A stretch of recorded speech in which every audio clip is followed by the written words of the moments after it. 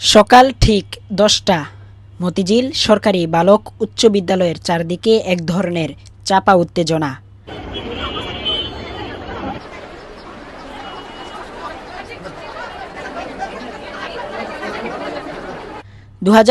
সালের এসএসসি ও সমমানের পরীক্ষার প্রথম দিন ছিল।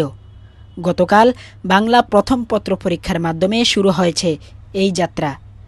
দেশের ৩,৮৮৫টি কেন্দ্রে একযোগে শুরু হলো বহু প্রতীক্ষিত এই পরীক্ষা। কেন্দ্রের বাইরে অভিভাবকদের ভিড়, কারো কারো চোখে উদ্বেগও দেখা গিয়েছে। আর সারা দেশে ১৮,৫৭,৩৪৪ জন শিক্ষার্থী বসেছে তাদের জীবনের গুরুত্বপূর্ণ এক ধাপে। এবার ৯টি সাধারণ শিক্ষা বোর্ডের অধীনে ১৪ লাখের বেশি, মাদ্রাসা বোর্ডে ৩ লাখের বেশি এবং কারিগরি বোর্ডে ১,৩৪,০০০-এরও বেশি শিক্ষার্থী অংশ নিয়েছে।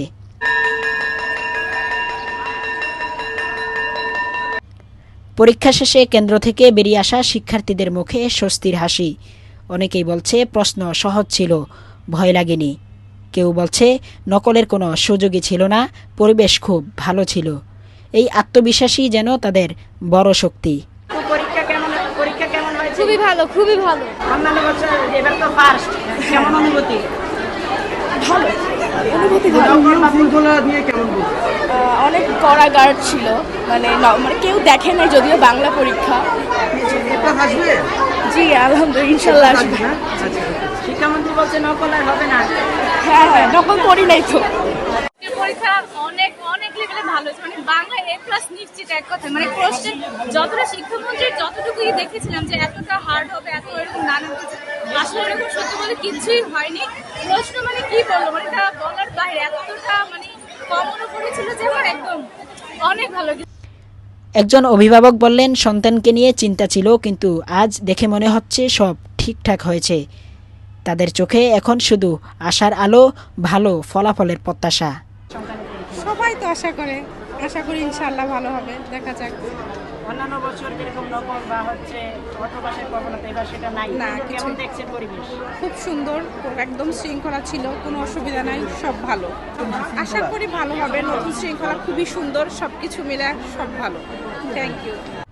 তথ্য বলছে পরীক্ষার্থীদের মধ্যে 9,30,305 জন ছাত্র এবং 9,27,039 জন ছাত্রী।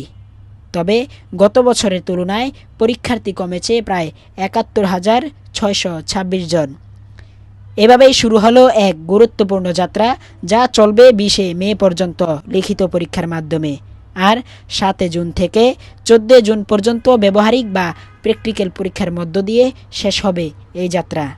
স্বপ্ন, পরিশ্রম আর আত্মবিশ্বাস, এই তিনকে সঙ্গী করেই এগিয়ে চলছে দেশের লাখো শিক্ষার্থীর স্বপ্নযাত্রা। অর্থ বাণিজ্য সংবাদ, ডেস্ক রিপোর্ট।